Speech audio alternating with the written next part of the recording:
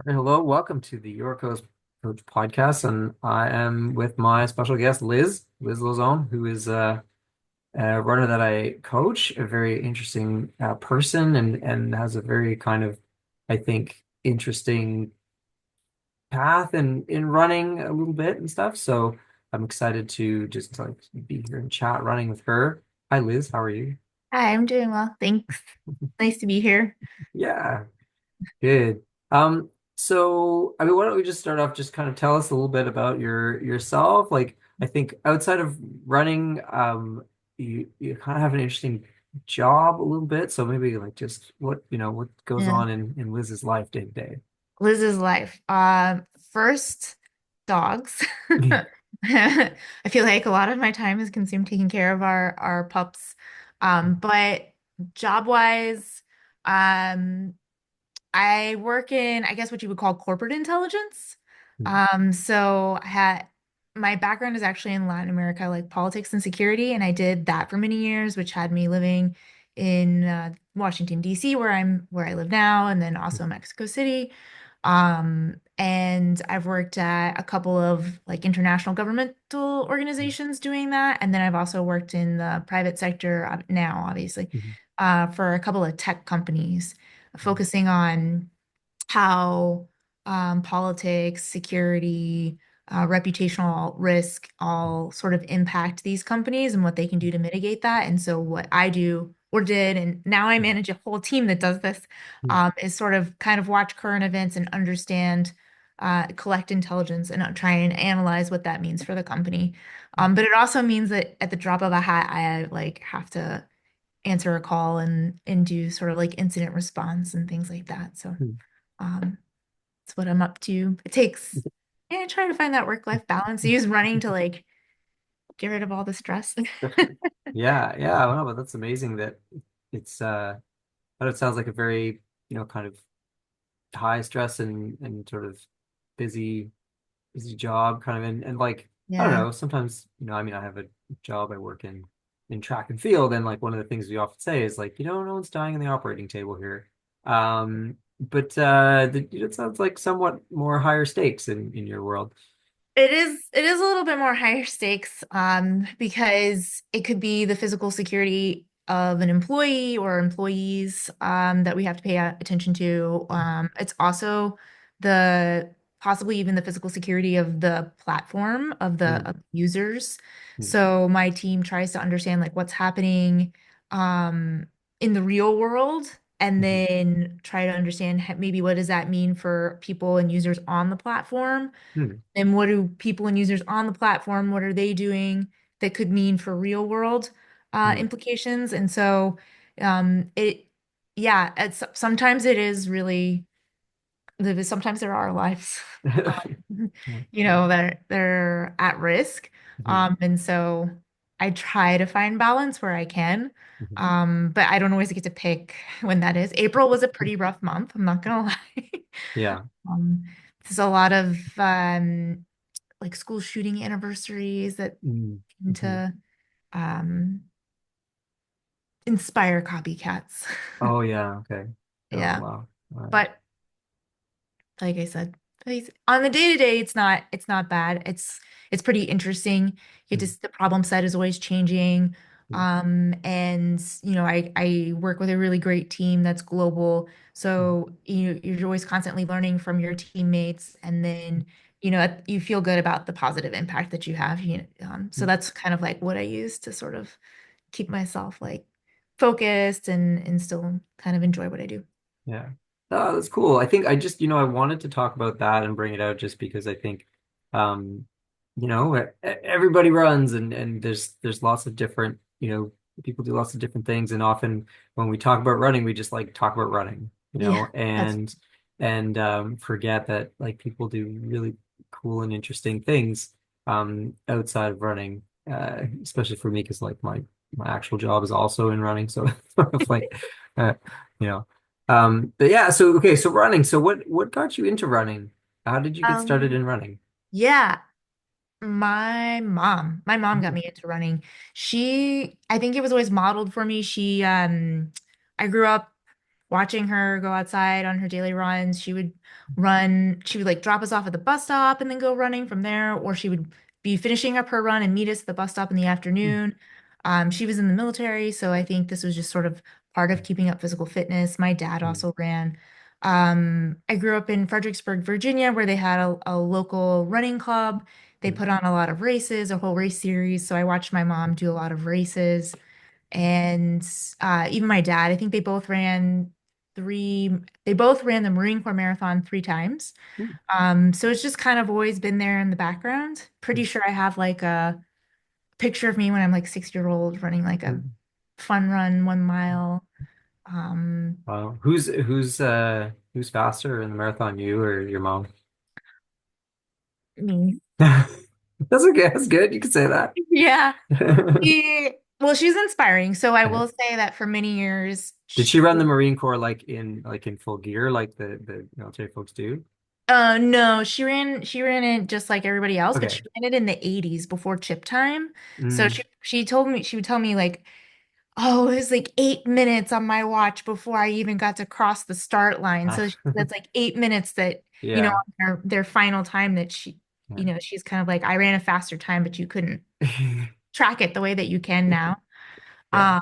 I remember when I think the last time they ran it was in like 2000 or Okay. 2001, and they were so excited because they could put like the chips and tie it on their shoelaces.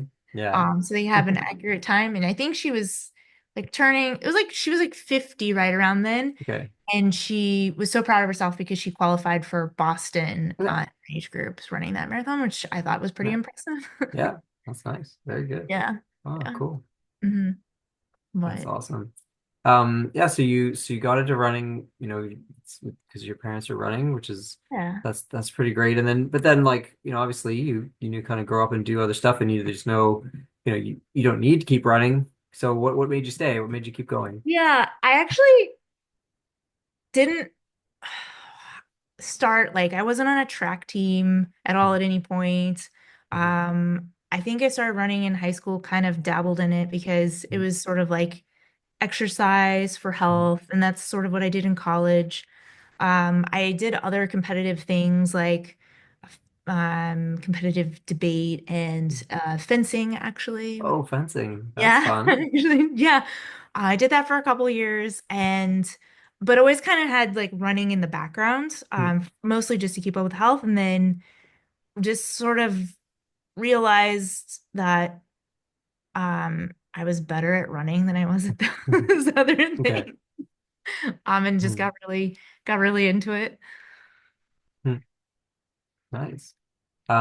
Yeah, so we ended up meeting a few years ago now.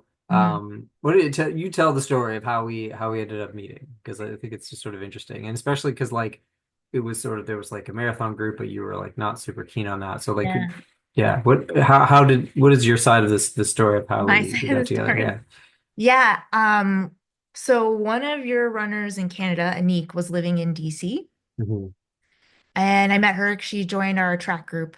And I think we had all trained for a marathon together. And that was not my favorite experience.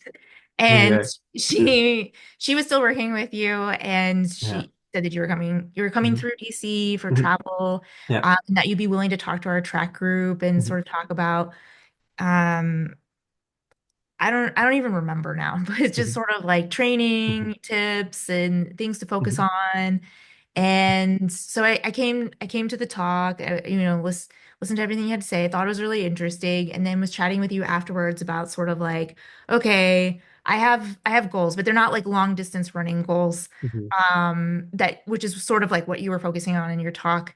I can run, I don't even remember what I said. Some sort of like I ran 15 intervals of 400s in some time. Mhm. And you're like, oh, that's really cool. So you can run a 17:35K. And I was like, what? Oh, I cannot. But I would love to. Do Yeah. you think that's possible? And you're just kind of like, yeah, why wouldn't it be? Yeah. And so then, I think my 5K PR at the time was like right around 20 minutes. Mhm. And I was just kind of like, oh, I need to work with John so that I can achieve that like really fast time. And so I've been chasing that ever since. And Yeah. that's how we met. Yeah. Yeah, it's funny. So that yeah, I mean that's sort of how I remember it too. Is I was the reason I was in town though, well the travel was I was actually in um El Salvador, so like sort of Latin American connection. Yeah. I was in El Salvador for a competition. I think we had it was like some like Pan Am cross country or something like Oh that. So I yeah, was yeah, with the yeah. Canadian team, and I had decided to just sort of take some personal time and meet up with Anik, and my wife and my son came down and we kind of met That's up, right. and then we went to New York and And this. So it was kind of yeah, it was sort of like a running related trip. But yeah, but I do remember that conversation, and I remember thinking like, oh yeah, like you could be really fast, yeah, for sure. And I think so the like I think that people who start running, kind of in adulthood tend to go towards the marathon because that's sort of like, that's sort of what everyone is doing, and that's sort of what people think of when they think of running. And also because they think, oh, well, like I'm not fast enough to do shorter events. But like I think that's not true for a lot of people, but I'm really happy that you like realize that for yes. yourself that like, oh, and like, you've done some miles on the track and things like that. And like I just think it's great to, that you do that and you're like you didn't run in college, like you're not, doing sort of like whatever, like the pro track circuit or whatever, but like you're enjoying running and having a good time and you know trying to achieve sort of personal goals through the shorter distances, which is cool because like yeah, I don't know, sometimes like I feel like the marathon is like obviously it's very hard obviously, and I Yeah. mean Yes. you did come back to it, we could talk about that in a bit, but like it Yeah. is it's it's just such a beast, and like it can be so all consuming Yes. where it doesn't leave you much room to like do other things. And so another guy that I coach in DC, Andy, Yeah, yeah, yeah. Andy. So Mhm. Andy finally got his goal of sub 3. Yes. And like this is exactly what he said after. He's like, I'm so looking forward to like chasing other goals. And like there's like a race series that's got a bunch of different distances and he's gonna Mhm. do those. And like I think that's so great because also, it can be sort of like, well, what do I do now? Mhm. And because the marathon is like the marathon, and it's like, oh well, I have to run a faster marathon, and then you feel like, oh no, do I have to do all that training again? All over And like again. I mean some people like it obviously, otherwise they wouldn't do it, but um yeah, so no, I think that's really cool. Thanks. So what, like, for on your side, so why did you end up sticking with those the kind of shorter distances? I think I think partially because it was sort of like what I knew. Mhm. So when I first got into racing, I was like living with my parents because of the Great Recession. Running with my Yeah. mom. Yeah. We would go on our runs together, and um, she kind of tricked me into racing. We can talk about that more if you want. Yeah, But I totally racing, hear about that. you want to hear? Yeah. Okay, so I went to the University of Richmond for college, and as I told you, I had Go spiders. Spiders, right? yeah, Yeah, spiders. Yeah. Yeah. spiders. Yeah. Exactly. So I had been running, and my friends wanted to do sort of like a mini reunion in Richmond, and they're like, "Oh, we should go run the Monument 10K." Mhm. Monument Avenue 10K is a big race in Richmond. I don't know, there's like 30,000 people that run it. You Mhm. run down the very historic street with lots of monuments. It's very Mhm. pretty. It's not too it's a decent course. It's not like super big hills or anything Mhm. like that. It's nice. Um, and they're like, yeah, we should all run it together and then go around campus. It was like one of the activities we were gonna do. And I was like, well, Mhm. I actually kind of run. They don't. So they're Yeah. all training to like finish, and I'm kind of Mhm. like, well, I kind of want to train for a time. And I Mhm. was talking to my mom, who, as I said, has run a lot of races, and she was like, oh, well, you really can't just like go out and run a 10K and kind of like know like what the time would be that you would have or like Right. or even like what that feels like, right? Mhm. She's kind of like you should run like a shorter race first. So, when's your race? It's in like March or late Mhm. March or late April, something like that. Mhm. She's like, okay, well, there's this race in Fredericksburg's local. It's like I don't even remember. It was a 5K. It Mhm. must have been a 5K. Mhm. And then I was like, okay, yeah. She's like, so you can kind of see like what half that distance feels like racing. I'm like, okay, I'll run that. And she's like, Mhm. oh, now that you know that's on that, there's one in February, same series. It's like 4 miles. So now you're getting closer because 10K Mhm. is 6 miles. Like Okay. you should run that one just so you Yeah. could see. And there was like, Yeah. I don't know, an 8K in March, same thing, kind of all building up. And she was like, you should run this one too. And as I'm Yeah. running these races, I was fencing at the time and I was like Oh, not okay. that great at fencing. I was Mhm. okay, but for a person who also started as an adult, it's very hard at like 25 to beat a bunch of 16-year-olds who've already been fencing for 8 years. Right. So it's just very demoralizing. Yeah. But I was running these races, these 3 races that are part of this series, and I was placing in my age group. Hmm. And she was like, well, you're accumulating points in the series. You So have to keep you should doing just it. keep running this series. And I was Yeah. like, yeah, this is like a great idea. So that's how she like tricked me into it. But a majority of the majority of the races in this series, I think were 5Ks. And they had other distances. There's like a 10 miler and a half marathon.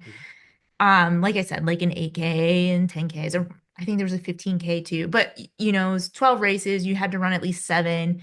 You're trying to get the best points, whatever. It was very cool. I really enjoyed it. It was like an activity I was doing with my mom, and I was, kind of realizing like I'm kind of good at this. And I really did just enjoy the short distances because that's what I knew first, Mhm. and just kind of stuck with it Mhm. and really confirmed myself when I was doing those like 15K half marathon ones that I was just like, this is not my jam. Like, why would people want to run this long?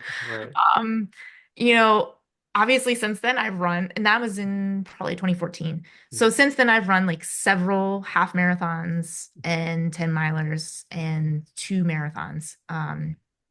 But just really dug into the 5K, just really enjoy how fast it is, Mhm. how every course requires a slightly different strategy. I love that you can see quick improvement between 5Ks Mhm. because marathon, it's like you get one, maybe 2 a year, but you can Yeah. run like I don't know. You can run a 5K every weekend if you Mhm. really wanted to. Mhm. I don't want Yeah. to because I Yeah. like to sleep in sometimes. Sure. But yeah, I just like how quickly you can see the improvement, and then, the training block kind of like turns over Mhm. more quickly than it would for a marathon, Mhm. and the recovery is faster. So it's just more appealing to me. I also Mhm. think I'm more built for those shorter distances than Mhm. I don't look like your typical marathon runner, probably a Mhm. little more muscular. Maybe. I mean, there's not really like unless you're talking about really like the elite, like when you That's see a really elite, most even like 5K elite runners, like they're all like way smaller than you think. that's true. Like That's they're little. Like Kenenisa Bekele, I met him once in the airport and I was like, "Ooh, you're a small little person." Like he was just really tiny. It's not, and like he's and because he's so legendary and he's so big yeah, in my mind, but he's like tiny. So I think, yeah, I don't know if there's really like a marathon, but that's I fair. but I think but I, I think it's really smart to, kind of go with what you feel and like, what you like. Like I think people tend to get caught up in the social pressures and things like that. And but like obviously you did not, but then you kind of did. So I you did, did I you did, and did I go, didn't. yeah. So you did eventually go back to the marathon. So what made you go back to do a marathon after sort of saying that you would not for a while? Yeah. So the first time I did a marathon was definitely peer pressure. Hmm. I think I had gotten to the point where it was a race distance I hadn't done yet.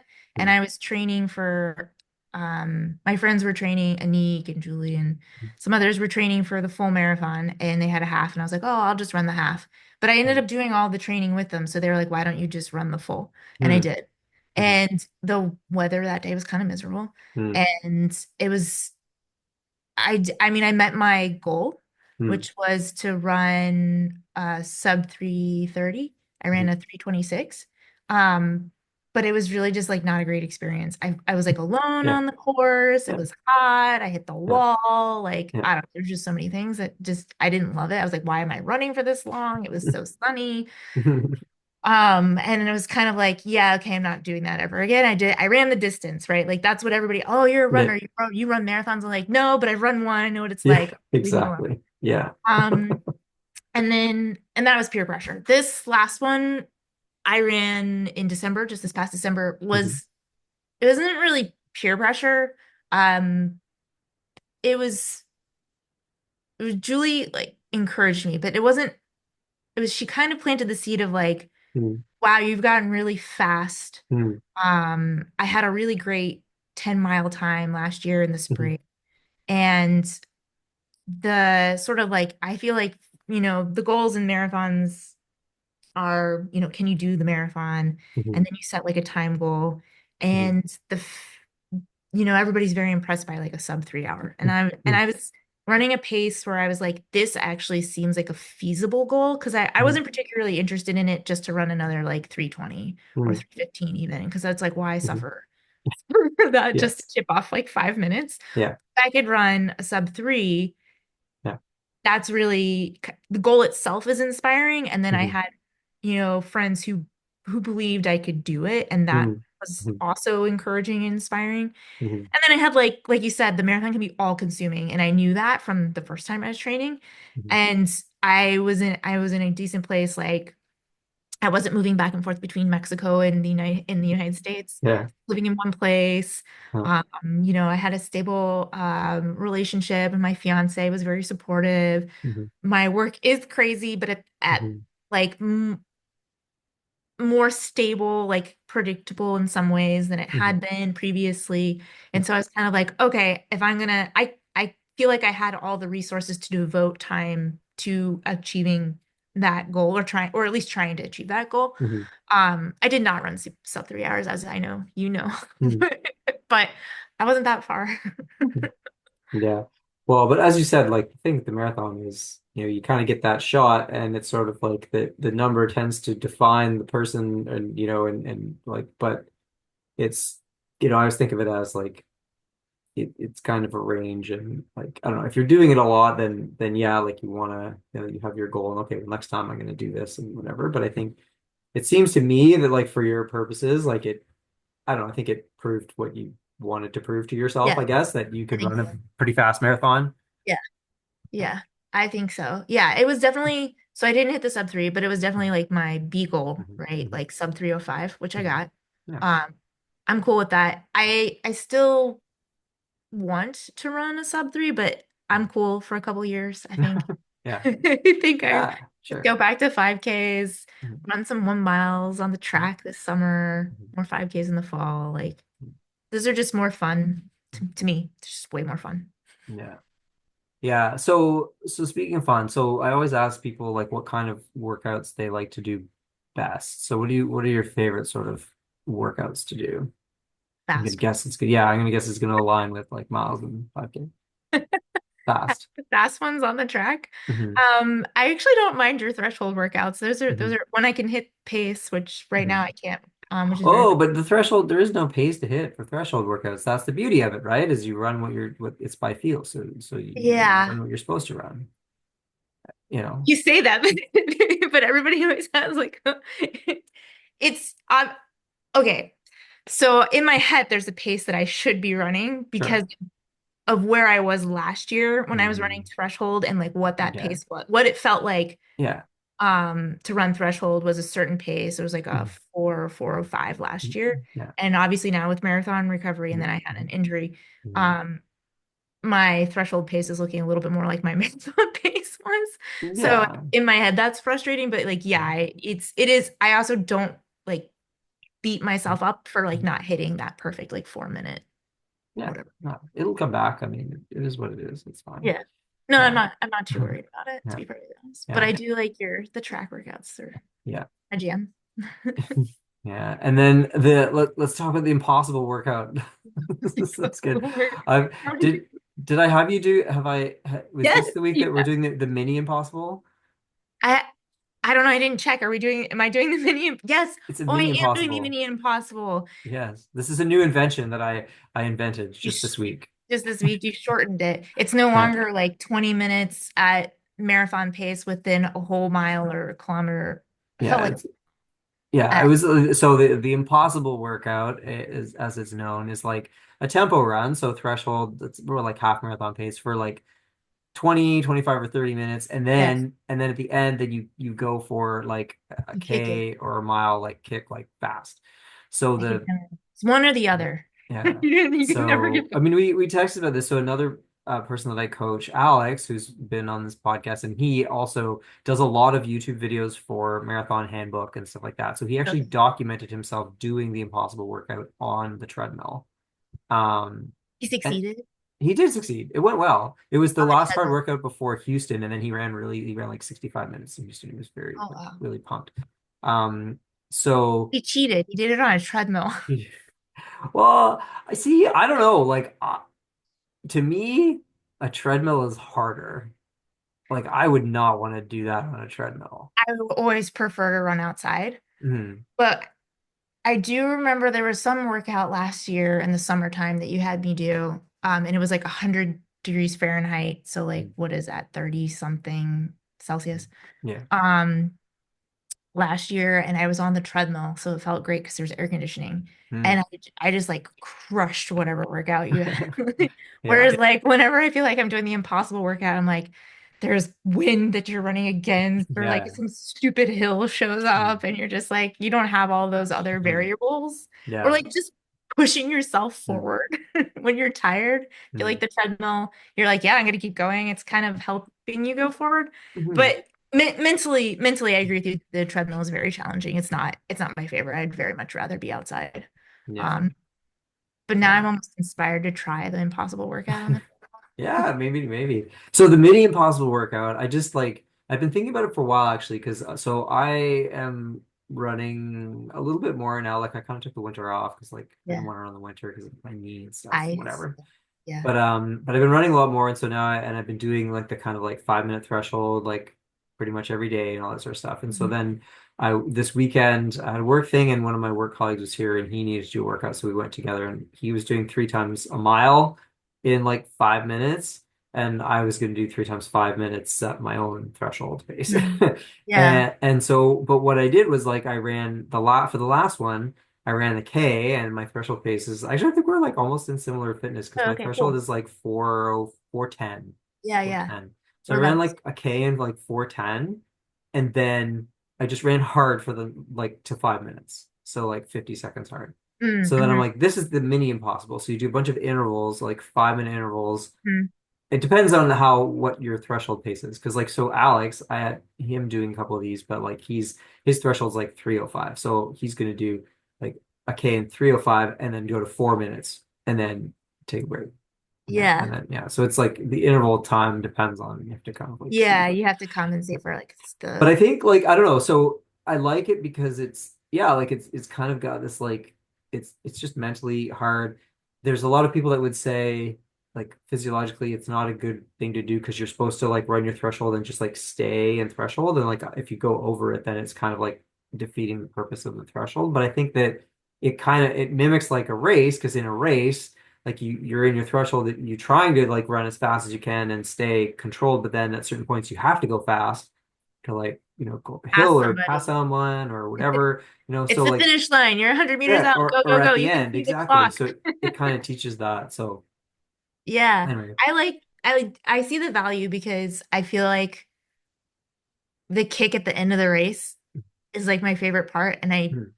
um am dying. I'm dying. Don't get me wrong. Like Hmm. I actually ran a 5K on what was it, on Sunday, Hmm. and was definitely like breathing so hard and pushing so hard. I was like making noise, which I don't Hmm. often do, but Oh, good. Okay. I Yeah. was, Yeah. The I noise. guess it shows how out of shape I am. No, it's very humid here now, and the Hmm. humidity just came in, so I think that Hmm. was part of it in the rain. But regardless, I think it those sorts of workouts like definitely help you like dig deep and learn how to like push even when you think you have nothing left. Hmm. But the threshold pace is like, I don't know, race pace, well, at least for 5K is like much faster than threshold pace for Well, the no, whole. but threshold pace is supposed to be always the same. I mean, in theory, when you're Mm, running shorter intervals of threshold, it could be a little bit faster because threshold's like a physiological state. that's true. So But I you don't have can. like Hmm. needles and things to check like No, what no, of threshold course. is. No, we don't. And I think that that's that's why it's also good to do those, because you learn like what it feels like to like stay. It's basically like how fast can you go and stay in control, Stay in right? That's control. kind of the thing. So you're right that yeah, for a 5K, like at a certain point, like the race kind of does feel that way for a while, but then like 3K starts to get hard, and then you have to be able to Yeah, run when 3K it's starts to hard. get, that's about right. Yeah, yeah. So, what? So the other question I had was like, what are some other workouts that that you think help improve running? In in general, Yeah, in general. I don't know, whatever you tell me to Okay. There we Um, go. That's good. Good endorsement. I think over the years that we've worked together, you've always sort of insisted so it's just like running more and then, running fast and then running more fast. I think, I see the value in that. I started working with you, I think, what was it 5, 6, 7, 8 years ago? Has it been 8 years? Yeah, something like that. Because my son's like 11 now, and he was when we were in DC, he was two or three. So Yeah. Okay. Feeling old. I'm gonna me too. feel even more old as I say this, but I am still able to sort of like achieve Mhm. PRs or get Mhm. quick times, even though I am now 8 years older, Mhm. which I think is impressive. So Mhm. I do attribute that to being able to run more. Like I was definitely not Mhm. running the mileage now that I was running when we first started working together. I think I was Mhm. probably running like maybe 25 miles a week. Mhm. Um, and now I think it's probably closer to like 40. Mhm. And I would convert that to kilometers for you, but take a minute. They're Yeah, 40 is like not two standard numbers six. for me. I do Yeah, a lot of other numbers, but not that. yeah, But 65 maybe yeah. kilometers, but yeah. Yeah, that sounds about right. 65. Mhm. Yeah. And I think there's a lot of value in that. I was not so sure about all of the like sprints at the end of runs Mhm. that you had me doing for all those years. But at the Mhm. same time, like everything, all of the work that I put into it seems to be paying off. So I'm sure it's a combination of everything, right? It's not Mhm. just, you know, running fast all the time. It's just being able to run and then running and then Mhm. adding in here and there some of those harder, like quick pace or threshold to sort of build up the endurance of being able to hold those speeds. And then I think, since I like the 5Ks, working on this speed is really important. I don't think if I just ran threshold all the time, Mhm. which I understand what you're saying is that threshold pace should be like Mhm. kind of hard, but Mhm. it's not the same. Like I don't feel like I'm running my threshold when I run a Mhm. 5K. So like when you No. need the shorter track workouts, Mhm. being able to practice like what do the different paces feel like? Yeah. What does a 5K pace feel like and Mhm. how long can you hold that for? And Mhm. obviously we never do that for like one interval, but unless I'm running a race. But Mhm. learning those paces I think is really helpful. Mhm. Um so I don't know. And I like variety, but at the same time, I also Mhm. like whatever you tell me to do, I'll do it. Yeah. No, I think you made a very good summary of it. I think the way you said it was good. Like run more, then run faster, then run more faster. And yeah, touching all the different paces. I think the you call them sprints. I don't know if they're really sprints, but like just the kind of the everyday, like the mini progressions and the Yeah, the thresholds, like mini. doing that every day adds up, and it teaches your legs to go fast. And then so when you go do the intervals, it's not like you're not used to going that fast. Like Yes. obviously it's a little Hmm. more work to extend it to like a 400 or an 800 or whatever. Hmm. Um, but but yeah, like it's kind of touching on everything, and um, yeah, It's so more that's good. reps, right? Yeah. Like it's like when you go to the gym, it's sort of like, well, you get stronger from doing more reps. Mhm. And you can do that with like a higher weight or a lower weight. And I just sort of think like the mini progressions are kind of like the sort of like more reps even with a lower weight. And then like the track days are like the heavier weight, like Mhm. maybe do less reps sort of thing. But Yeah. it all adds up.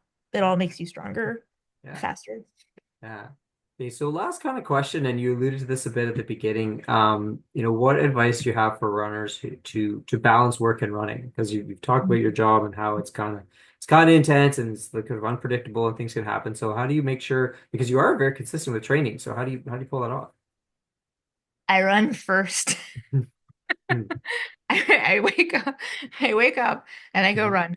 mhm, Because that's the only time I can sort of guarantee that I will be able to run. mm, A lot of times I try very hard not to check my phone in the morning before I go run. It's kind of like wake up, mhm, brush my teeth, get dressed, go out the mhm, door, and just have that like me time mhm, and in order to like enjoy being outside, enjoy doing something, that I like, just or solve problems in my head, like mhm, whatever is stressing me out, whether it's personal or mhm, professional, just sort of think about that while I'm running and can kind of like solve those problems or kind of like adjust where I am emotionally and it just rebalances me and kind of gives me the space to do that because sometimes it's really hard to do that like if there are a lot of other people around yeah, or if you're paying attention to like a dog that's barking or something yeah. I don't know so Or the um dog's clipping you and yeah taking you out.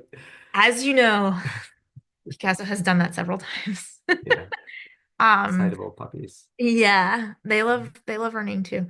But Mhm, yeah, I don't that's why I don't take them every day. But yeah, I mhm, try I try to run first mhm, and prioritize it, right? Like that's sort of that like self-care. It's not just sort of like, oh, I'll get to it whenever I get to it. It's sort of like, mhm, no, this is important to me. Not only mhm, because I have goals that I'm chasing, but because I think it is important for my physical mhm, health and mental health, mhm, um, and longevity mhm, and being able to even be good at my job. mhm, So I make it a priority and I do it first. And then I go into my office. I work remotely, but I mhm, go into my office kind of like mhm, mentally prepared and ready and like less anxious. mhm, And sometimes if it's cold outside, I'll go at lunchtime or like if I have something going on in the morning, I'll try and squeeze it in the afternoon. mhm, But generally I like to do it first because I can never predict when an incident's gonna happen and when that means I have to like work late. mhm. Um, or if I just want to spend time with my fiance or my dogs, like Sure. I just, Yeah. Yeah. make sure that he goes to work early in the morning, and so like Mhm, that's when I go run, and then when he mhm, comes home, we can spend that time together instead of me going off. mhm. So, Right. Yeah. Yeah. No, that's good. I think it's a really good lesson too about like how you feel like it makes you better at your job. I think mm, it's kind of underrated. Like, people, especially, well, when I was coaching university, a lot of university students, are kind of like, oh, but like I need to study. And I'm like, how can you study without running? yeah, Right? Like 100%. how can you sit there and focus if you haven't run yet? Like I don't know, that's just me. I was always, always needed to run, get the run and then you're okay, now I can concentrate. Like 100%. so I think yeah, and for work too, like I tend to run in the mornings. Like my schedule's a bit I don't get as early as you because I have to my younger son goes to school, so I have to take him to school. So I usually can go for my run like right after that. So like 8:45. I'm actually looking forward to next year when he's kind of moving up, so he's gonna have the same start time as my other son, so it'll be 7:30, so I can actually like run at 7:30 and then like be finished running like before like 8:30 or 9, and it's sort of like more of a normal start time. But luckily my Yeah, job's a little flexible. And I actually sit down to work like usually like from 7 to 8. I'll like go and like kind of work. just clean out the inbox and just do what I know Yeah. I can do quickly kind of thing and take care of things. And then that way I can take my kind of hour later and then Yeah. kind of I come back don't and do other dare stuff. because I'll get sucked into it. I Mm, my hmm team is global, so I hmm have people in the UK, I have hmm people in Brazil and Australia. hmm hmm And so if I sign on, And they're like, somebody hey, yeah, somebody's gonna message me and ask hmm for something. And so like right, I just hmm try very hard to be like, yeah, this is my me hmm time. yeah, Most people are pretty respectful of mornings because hmm everybody, sure. Even understands. the bad guys are sleeping in. Like bad guys sleep in. They Bad guys don't stay get up up early. late and then they sleep in. Exactly. So you don't have, that's it. You don't have to worry. They can keep you up late, but then, yeah, Exactly. yeah, Exactly. So I'm just kind of like I'll just do, me in the morning if I sign on and do anything, oh man, that's just game over. But so yeah, I just try and prioritize first and mhm, then I'm ready to start the day. But I yeah, also like if I don't run, like I can't focus. I can't mhm, sleep. mhm, I have mhm, problems sleeping if I don't run. yeah, Like a whole host of problems. yeah. Yeah, no, for sure. I mean, I think, every person has sort of a different job situation, and this is sort of that's what I came to because I realized like I could get a bunch of stuff done that, that I can do, and like, but I hear that too. Like, there's just some days where I feel like every email I send results in like 4 emails back somehow. So if I don't send any emails, then maybe And then people will leave everything, me alone. yeah, that's the goal every day. It's Yeah, like, it's like try not to send how can emails. I just do what I am supposed to do now? Right. Yes, because I have things to do If that don't involve email, but the emails are I, there. they're always there. Mhm. I, as a manager, have things to do that don't Mhm. involve emailing people, but I'm a manager, so I always Mhm. have to like Yeah. people do their job. No, for sure. For sure. For sure. The tug Mhm. is constant, Yeah. but I feel that. Yeah. Well, that's good. So I think that's it. So what the lesson we learned here is that running keeps the bad guys at bay. Indeed. Yeah, All absolutely. kinds, metaphorically and real. Cool. They're all real.